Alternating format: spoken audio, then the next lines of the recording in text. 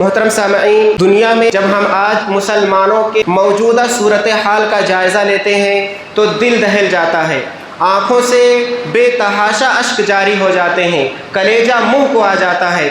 آج مسلمان ہر جگہ پریشان حال ہیں، ہر جگہ ستائے جا رہے ہیں، ان کو مارا جا رہا ہے، ان کو دبانے کی کوشش کی جا رہی ہے، ان کو مٹانے کی کوشش کی جا رہی ہے، اور مسلمان بے یار و مددگار، ان کا کوئی پرسان حال نہیں ہے۔ ابھی دیکھیے کہ چین کے اندر مسلمانوں کو پریشان کیا گیا، ان کی مسجدوں کو گرایا گیا۔ اسی طریقے سے برما کے اندر مسلمانوں کو ستایا گیا، ان کو مارا گیا، ان کو بے گھر کیا گیا، برما سے ان کو نکال دیا گیا، اور وہ ہجرت کرنے پر بے بس ہو گئے اور اپنے گھر بار کو چھوڑنے پر مجبور ہو گئے۔ اور ہم دیکھ رہے ہیں کہ فلسطین اور غزہ میں مسلمانوں کی جو حالت ہے، مسلمان جس حالت سے گزر رہے ہیں، جس پریشانی سے گزر رہے ہیں، وہ کسی سے مخفی نہیں ہے۔ مسلمانوں کو بے دردی سے قتل کیا جا رہا ہے، ان کے اوپر بمباری ہو رہی ہے، ان کو گولیوں سے بھونا جا رہا ہے، ان کو مٹانے کی کوشش کی جا رہی ہے۔ چھوٹے چھوٹے بچوں کی لاشیں ماں باپ لے کر کے بیٹھے ہیں اور ان کی کوئی مدد کرنے والا نہیں ہے، کھانے کو کھانا نہیں اور پینے کو پانی نہیں۔ مسلمان اس قدر بے بس ہیں۔ اور یہاں ہمارے ہندوستان میں دیکھیے،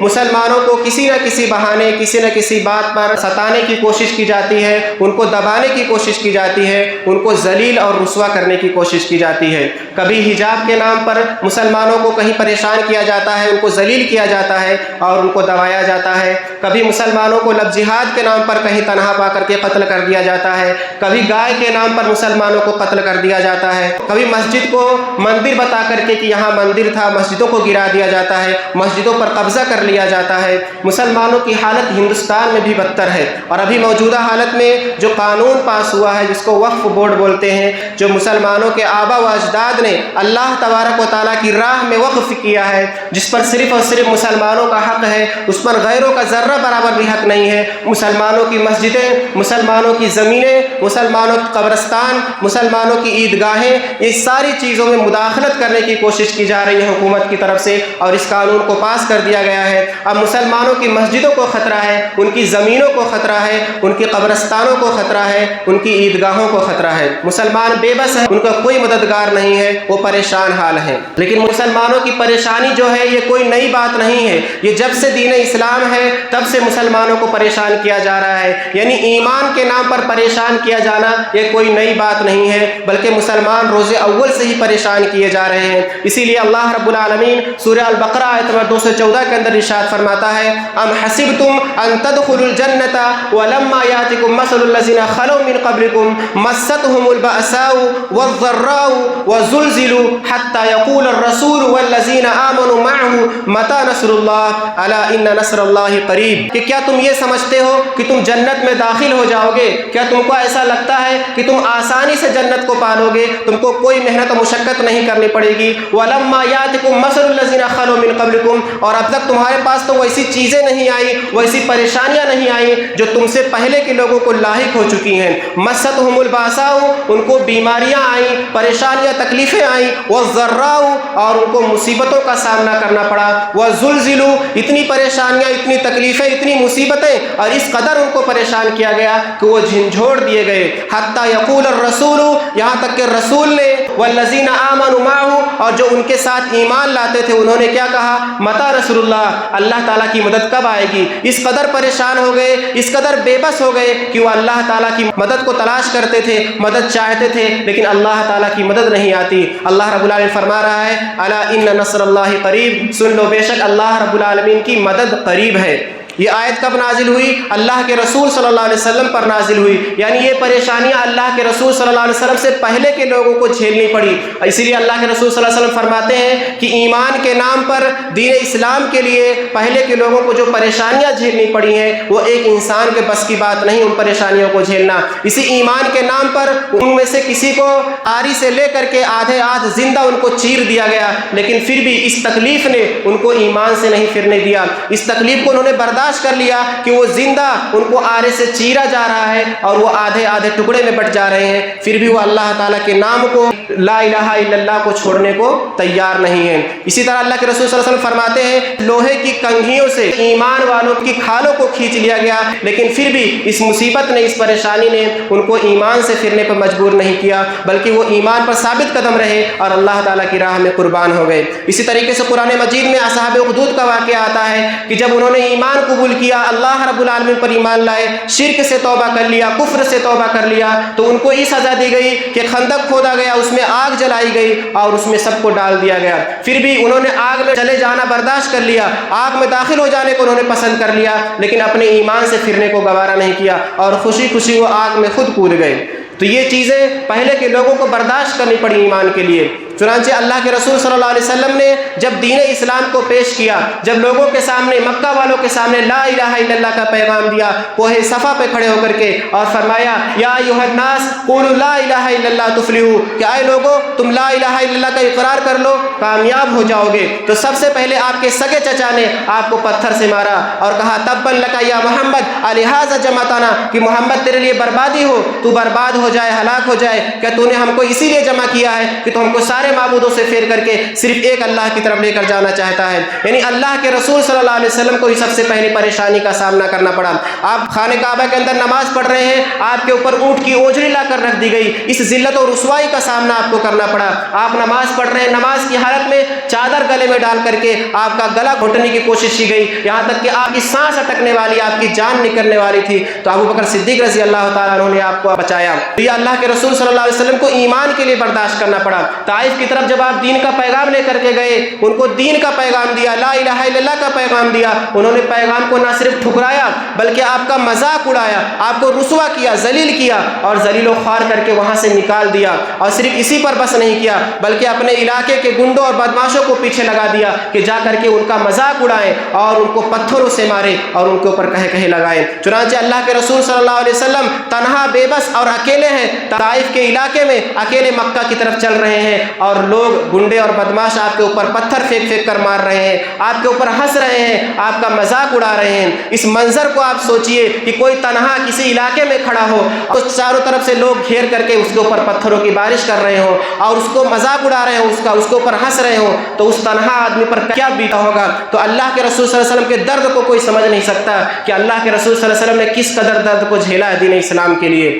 اور اسی دین اسلام کے لیے 3 سال کے لیے آپ کا بائیکاٹ کر دیا گیا، کھانے پینے کے محتاج ہو گئے، آپ کھانے کو کھانا نہیں، پانی نہیں، آپ لوگوں کو درختوں کے پتے کھانا پڑے۔ 3 سال تک اس درد کو بھی برداشت کرنا پڑا۔ اور صرف اللہ کے رسول صلی اللہ علیہ وسلم نے یہ تکلیف برداشت نہیں کی، آپ کے ساتھ آپ کے اوپر ایمان لانے والوں نے بھی اس تکلیف کو جھیلا اور برابر اس تکلیف میں شریک رہے۔ چنانچہ ابو بکر صدیق رضی اللہ تعالیٰ عنہ نے جب دین اسلام کو اپنایا تو اللہ کے رسول صلی اللہ علیہ وسلم سے کہا کہ اللہ کے رسول جب ہم حق پر ہیں تو اس حق کا اعلان مجھے کرنے کی اجازت دیجیے۔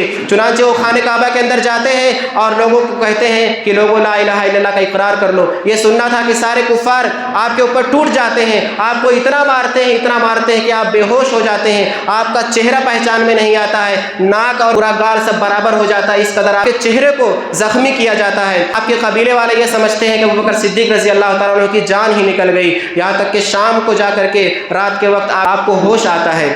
عمر رضی اللہ تعالیٰ عنہ نے جب دین اسلام کو اپنایا اور سب کے سامنے اعلان کیا، سارے مکہ والے آپ کے دشمن ہو گئے اور عمر رضی اللہ تعالیٰ عنہ کے ساتھ بھی لڑائی ہوئی۔ عمر رضی اللہ تعالیٰ ان کو مار رہے تھے اور وہ لوگ عمر کو مار رہے تھے، یہاں تک کہ عاص بن وائل نے آپ کو پناہ دیا۔ عثمان رضی اللہ تعالیٰ عنہ کو چٹائی میں لپیٹ کر کے آگ کی دھونی دی جاتی تھی۔ بلال رضی اللہ تعالیٰ عنہ کو اسی ایمان کے لیے مکہ کی تپتی ریت پر لٹا دیا جاتا تھا، آپ کے اوپر بڑے بڑے پتھر رکھ دیے جاتے تھے، مکہ کی گلیوں میں گھسیٹا جاتا تھا، پھر بھی وہ اللہ رب العالمین کی توحید کو چھوڑنے کو تیار نہیں تھے۔ خباب بن ارت رضی اللہ تعالیٰ عنہ کو گرم سلیا ان کی پیٹھ پر رکھ دیا جاتا تھا، یہاں تک کہ پورا گوشت گل کر کے وہ سلیا ہڈی تک جا کر کے پہنچ جاتا تھا، پھر بھی وہ اس درد کو برداشت کرتے تھے اللہ رب العالمین کے لیے، توحید کے لیے، اور وہ اپنے توحید کو، اپنے ایمان کو چھوڑنے کو گوارا نہیں کرتے تھے۔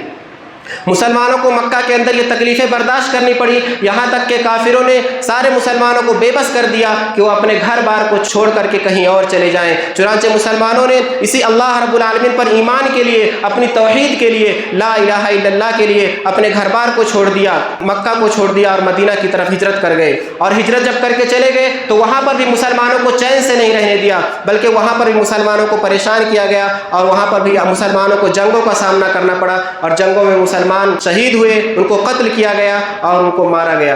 اس طریقے کی تکلیفیں ایمان کے لیے مسلمانوں کو برداشت کرنی پڑیں۔ شروعاتی دور سے ہی مسلمان پریشان ہیں، ایسا نہیں ہے کہ یہ مسلمانوں پر کوئی نئی پریشانی ہے یا مسلمانوں کو کوئی نئی تکلیف دی جا رہی ہے۔ جب تک اسلام ہے، جب تک دل میں ایمان ہے تو ایمان والوں کو پریشان کیا جائے گا، اسلام والوں کو پریشان کیا جائے گا۔ لیکن پہلے اور آج کی پریشانی میں ایک فرق ہے۔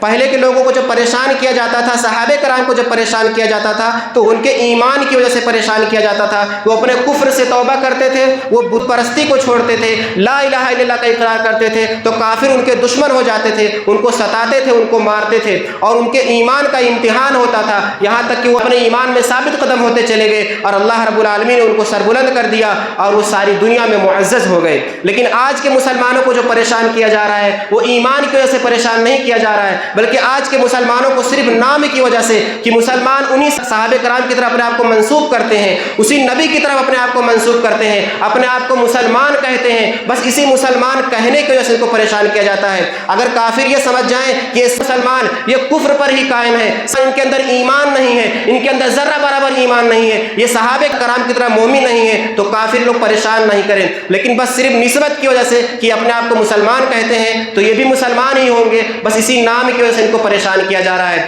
گویا کہ صحابہ کرام اپنے ایمان کی وجہ سے پریشان تھے تو اللہ تعالیٰ ان کو سربلند کرتا تھا، اور آج مسلمان اپنے نام کی وجہ سے پریشان ہیں، ایمان نہیں ہے، اس لیے مسلمان ذلیل و خوار ہوتے چلے جا رہے ہیں، سربلندی کا کوئی نام ہی نہیں ہے، وہ سربلند نہیں ہو رہے ہیں، اللہ تعالیٰ کی مدد نہیں آ رہی ہے۔ تو یہ حالات حاضرہ مسلمانوں پر جو پریشانیاں آ رہی ہیں یہ مسلمانوں کو پیغام دے رہی ہے، مسلمانوں کو چیخ چیخ کر آواز دے رہی ہے کہ ان حالات سے سبق حاصل کرو، ان حالات سے اپنے آپ کے اندر بیداری پیدا کرو، غفلت سے جاگ جاؤ، نیند سے جاگ جاؤ اور اللہ رب العالمین کی طرف پلٹ آؤ، اللہ رب العالمین کی طرف رجوع کر لو، اپنے گناہوں سے توبہ کر لو، نیکیوں کی طرف آ جاؤ۔ لیکن مسلمان یہ سوچ رہا ہے کہ میرے بازو میں تکلیف آ رہی ہے، ابھی میرے اوپر تکلیف نہیں آئی ہے، ابھی میں خلد آباد کے اندر بیٹھا ہوا ہوں، یہاں پریشانی کچھ بھی نہیں ہے، اور یوپی کے اندر پریشانی ہے یا فلسطین کے اندر مسلمانوں کو مارا جا رہا ہے تو مجھے کیا فرق پڑ رہا ہے۔ مسلمان اس واقعے کو سن کر کے اس میں دو چار بات کر کے بھول جا رہا ہے کہ چلو فلسطین میں مسلمانوں کو مارا جا رہا ہے، بچے پریشان ہیں، ان کو قتل کیا گیا،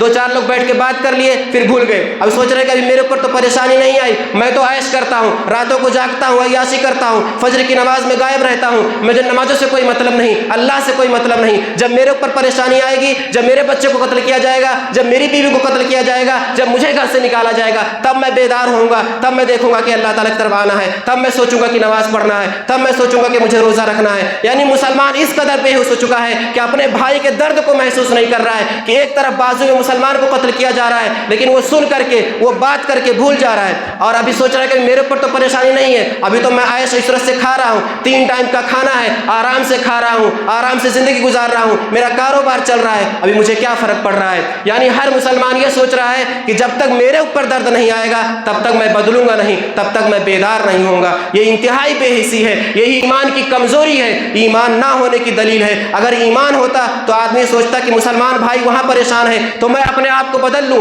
میں اللہ تعالیٰ کی طرف آ جاؤں، میں نمازوں کا پابند ہو جاؤں، میں اللہ رب العالمین کے لیے 5 وقت کی نماز پڑھوں اور اس بھائی کے لیے دعا کروں۔ لوگ یہاں سوچ رہے ہیں کہ فلسطین والے پریشان ہیں، ایک دوسرے سے بات کر لیتے ہیں اور کہتے ہیں کہ چلو دعا کر لیتے ہیں، لیکن دعا قبول کیسے ہوگی؟ آپ کے اندر تو ایمان ہی نہیں ہے، آپ 5 وقت کی نماز پڑھ ہی نہیں رہے ہیں، فجر کی نماز میں سوئے پڑے ہوئے ہیں، تو اللہ رب العالمین آپ کی دعا کو کیسے سنے گا؟ اور یاد رکھیے وہ مصیبت جو فلسطین میں ہے وہ دھیرے دھیرے یہاں بھی آئے گی، حالات بنتے جا رہے ہیں، آپ لوگ خود ہی مشاہدہ کر رہے ہیں کہ کس طرح یہ حکومت آپ لوگوں کے خلاف سازشیں کر رہی ہے، ہمارے خلاف سازشیں کر رہی ہے، اور دھیرے دھیرے یہ حالات بنتے جا رہے ہیں اور یہ حالات آنے والے ہیں۔ اس سے پہلے کہ بالکل آ جائیں اور آپ کا بچہ قتل کر دیا جائے، آپ کی بیوی قتل کر دی جائے، آپ پر کر دیے جائیں، اپنے آپ کو سدھارنا ہوگا، اپنے آپ کو تبدیل کرنا ہوگا۔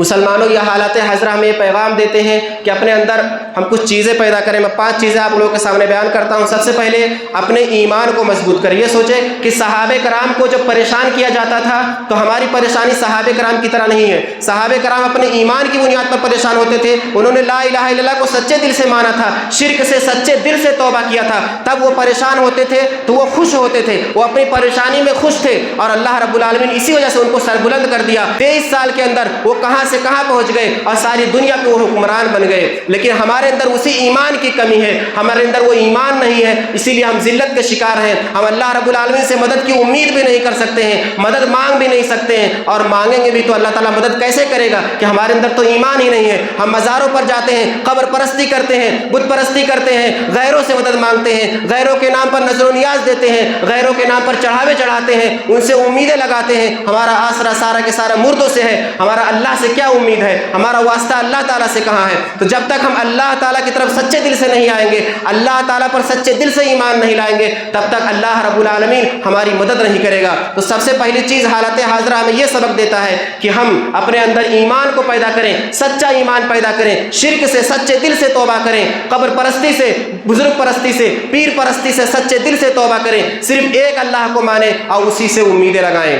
اور دوسری چیز حالات حاضرہ ہمیں یہ پیغام دیتا ہے کہ ہم اللہ رب العالمین کے لیے 5 وقت کی نمازوں کا پابند بن جائیں۔ یہ نماز جو ہے یہ اللہ رب العالمین نے فرض کی ہے، کوئی رسمی نہیں ہے، یہ کوئی رسم و رواج نہیں ہے، بلکہ اللہ رب العالمین کی طرف سے بہت بڑا احسان ہے، اللہ رب العالمین کی طرف سے بہت بڑی عبادت ہے، اور اللہ رب العالمین کے قربت کا بہت بڑا ذریعہ ہے۔ اللہ رب العالمین کی توحید کو ثابت کرنے کا سب سے بڑا ذریعہ اگر ہے تو وہ نماز ہے۔ اس لیے اپنے آپ کو 5 وقت کی نمازوں کا پابند بنائیں۔ ایسا نہیں ہے کہ رات بھر بکواس کرتے رہیں، رات بھر عیاشی کرتے رہیں، 1 بجے 2 بجے جا کر کے سو جائیں، اور فجر کے وقت ہم غافل پڑے رہیں، فجر کے وقت سوئے پڑے رہیں۔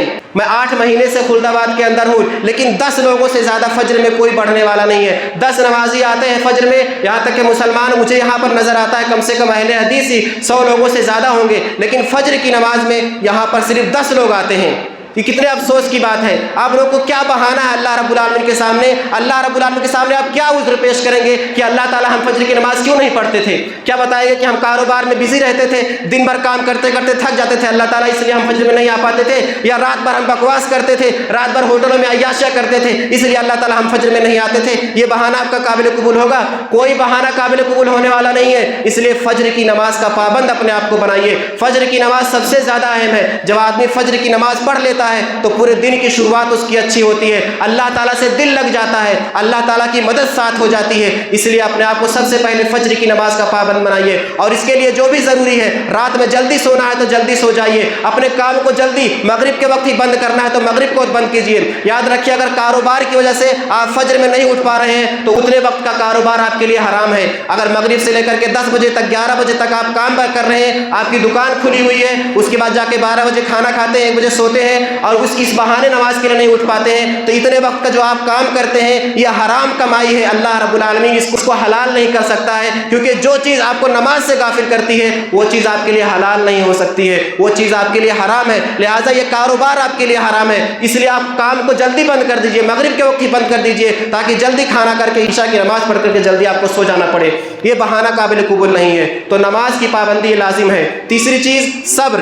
آدمی صبر کے ذریعے اللہ رب العالمین کی مدد کو پا سکتا ہے، اللہ رب العالمین کو راضی کر سکتا ہے، اس کو خوش کر سکتا ہے۔ بہت سارے لوگ کیا کرتے ہیں کہ حالات حاضرہ کو دیکھتے ہیں کہ مسلمانوں کو پریشان کیا جا رہا ہے تو جذبات میں آ جاتے ہیں، اور جذبات میں بہت سارے علماء کرام بھی لوگوں کو بھڑکاتے ہیں اور سوچتے ہیں کہ چلو نکل جاؤ، اور چل کے جہاد کرتے ہیں اور لوگوں کو قتل کرتے ہیں، کافروں کے سامنے حملہ کرتے ہیں، ان کو قتل کرتے ہیں۔ یہ علاج نہیں ہے، بلکہ اپنے اندر ایمان پیدا کرنے کی ضرورت ہے، اپنے اندر صبر پیدا کرنے کی ضرورت ہے۔ ابھی ہماری وہ حالت نہیں ہے کہ چل کر کے تلوار لے لے، بندوق لے لے اور جا کر کے کافروں سے جنگ لڑنے لگ جائے۔ یہ اللہ رب العالمین کو مطلوب نہیں ہے۔ آپ کے اندر ایمان ہی نہیں ہے، 5 وقت کی نماز پڑھتے نہیں ہیں، اور جب اللہ کے رسول صلی اللہ علیہ وسلم کی گستاخی ہوتی تو سڑکوں پر نکل جاتے ہیں کہ ہم نبی کی گستاخی برداشت نہیں کریں گے۔ کیسے برداشت نہیں کریں گے؟ آپ خود 5 وقت کی نماز نہیں پڑھتے ہیں تو آپ کو تو نبی کی گستاخی برداشت کرنا پڑے گا۔ جب آپ 5 وقت کی نماز پڑھنے لگ جائیں، آپ کے اندر ایمان پختہ ہو جائے، آپ سچے پکے مسلمان بن جائیں، تب آپ اللہ کے رسول صلی اللہ علیہ وسلم کی گستاخی نہ برداشت کریں۔ لیکن جب آپ کے اندر ایمان ہی نہیں ہے،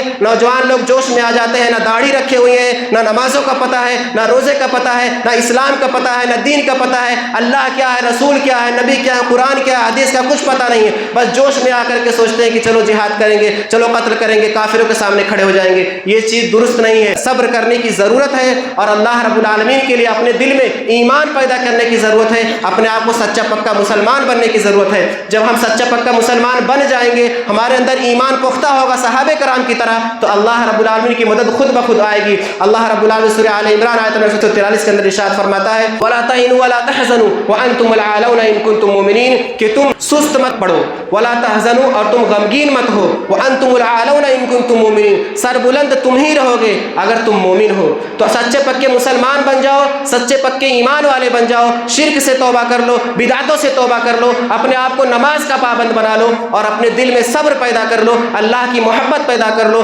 नबी की फरमा बरदारी पैदा कर लो, तो अल्लाह रब्बुल आलमीन की नुसरत आएगी, अल्लाह रब्बुल आलमीन की रहमत आएगी और अल्लाह रब्बुल आलमीन हालात को बदल देगा।